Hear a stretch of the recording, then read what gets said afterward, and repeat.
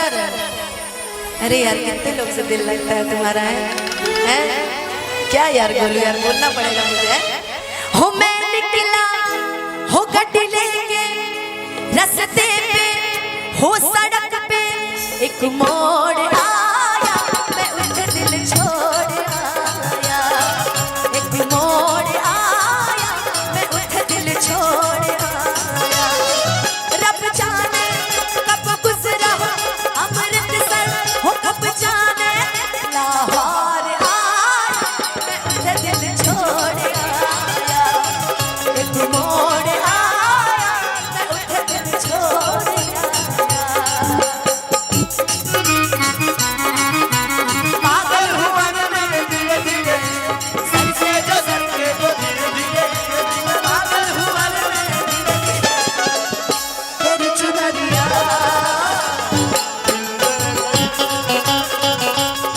ये भी दिया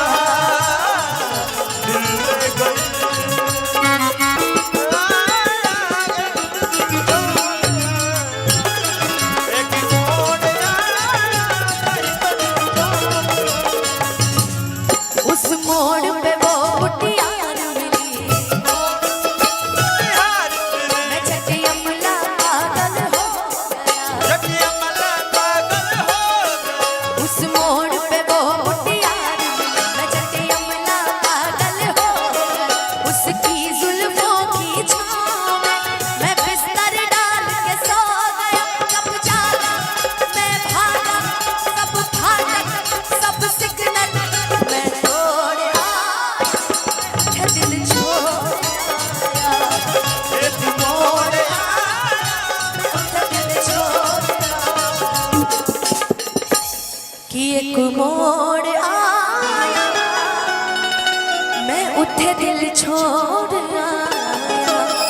अब थोड़ा भोजपुरी सेगमेंट में चलते हैं। अरे यार सच बताना तुम्हारा खुद का दिल टूटा या लोगों का? तो तुम्हारे दिल के चक्कर में हम सबका दिल तोड़ दें?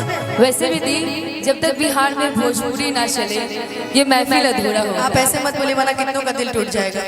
क्या बात। तो एक और हमारी प्यारी सी अनुपमा यादव के लिए कोई जोरदार तालियां तो बजा दो आप लोग। आपको कोई देखे ना देखे सामने छोटा वाला बच्चा जरूर देख रहा है। ये छोटा वाला आप कितने देर अच्छा पैसा ताड़ रहा था। ओ सॉरी मुझे लगा आपको देख रहा है इसलिए मुझे कंफ्यूजन। आप इतनी क्यूट है, आपकी स्माइल इतनी प्यारी है और आपकी आवाज स्माइल माशाल्लाह जिनकी आवाज पूरी दुनिया फिदा है। तो चलिए इनकी आवाज आप सभी तो यूं ही यूट्यूब के माध्यम से और एल्बम के माध्यम से सुनते रहते होंगे।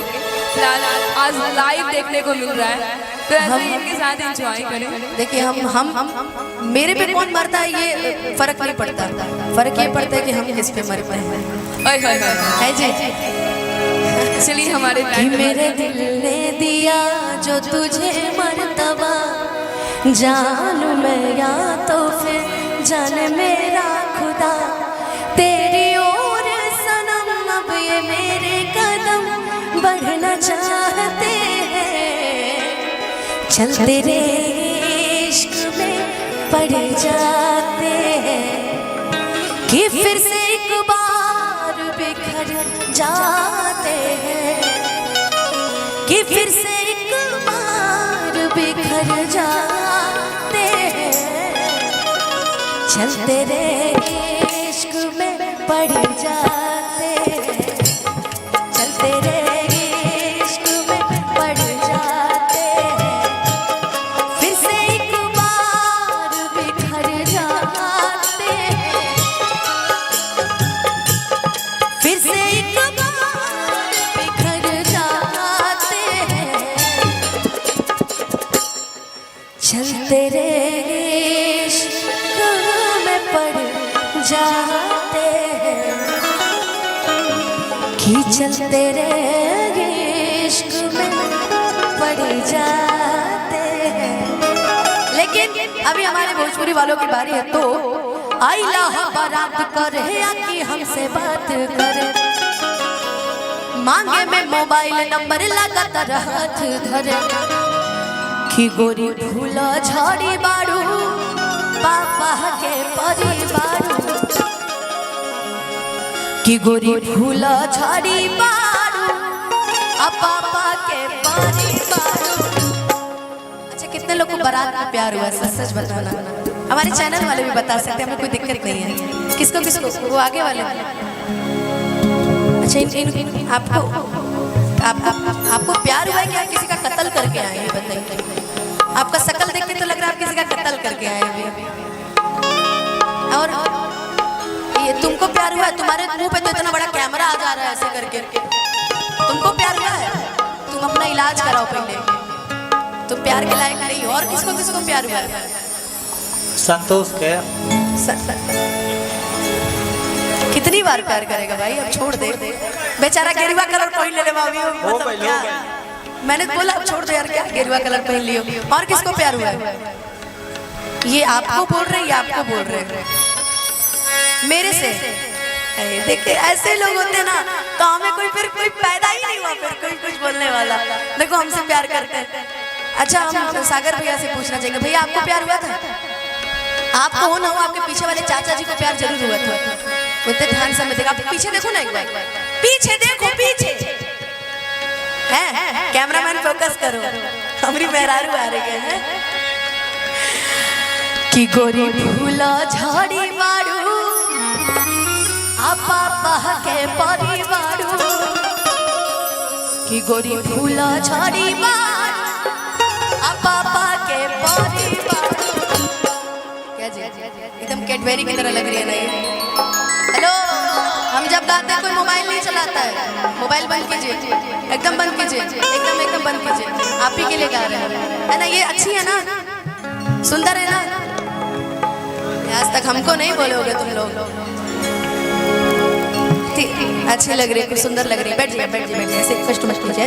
लेकिन ये लाइन आप ही के लिए कि गोरी फूला झाड़ी मारू आपा के परिवारू। अलग लू पसारे तू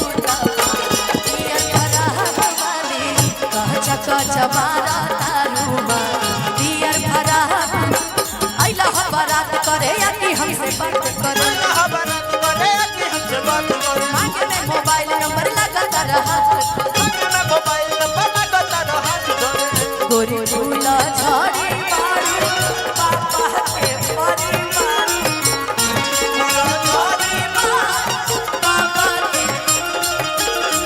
गोरी फूला झाड़ी मारू पापा के परिवारू। लगलू पसारे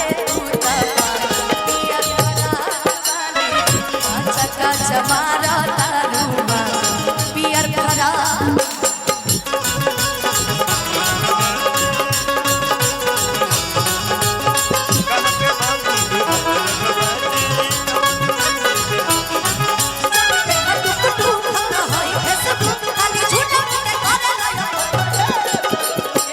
धीरे धीरे एकदम नॉर्मल नॉर्मल तनी बीट चलत रहे। अच्छा एमे तो कमर हमके केहू के पातर नहीं खिलगत ना हमार ना इनकर। दूरो जने कमर पातर नहीं खी। हम अपना भाई खातिर गाओ कनी, अपना भी जीत खातिर। उमर तोरे सतरे जवानी चढ़ल कतरे बढ़वले बखतरे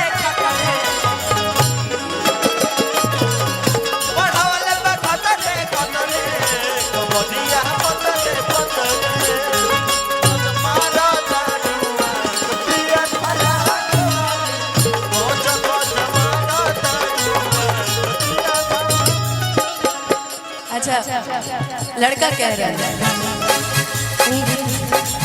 गलती से। अच्छा हमको लगता है कि हमसे तो कोई गलती से टकरा जाए, इनसे टकराता होगा तो फिर तो भाई बहुत मुश्किल हो जाता होगा। अच्छा आप लोग से कभी कोई लड़की प्यार का इजहार की है?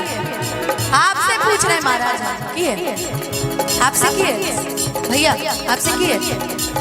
इधर देखिए, आपसे की है? आपसे की है? आपसे तो की होगी। हाँ नहीं की है तो फिर जाइए, बेकार है आप लोग जब की नहीं है। तुमसे किया कोई भाई? तुमसे किया कोई प्यार का इजहार? देखिए कितना तेज है। गलती से ये जान टकरा गई हो, गलती से जान टकरा गई हो, गलती से जान टकरा गई हो। कि लड़की के देखी पगल आगल बड़का लागे कि भांग खा के आगल बड़का कि करत सारा बाड़ू कहत बारा बाड़ू कि कहत सारा बाड़ू कहत बारा भड़केलो भइलो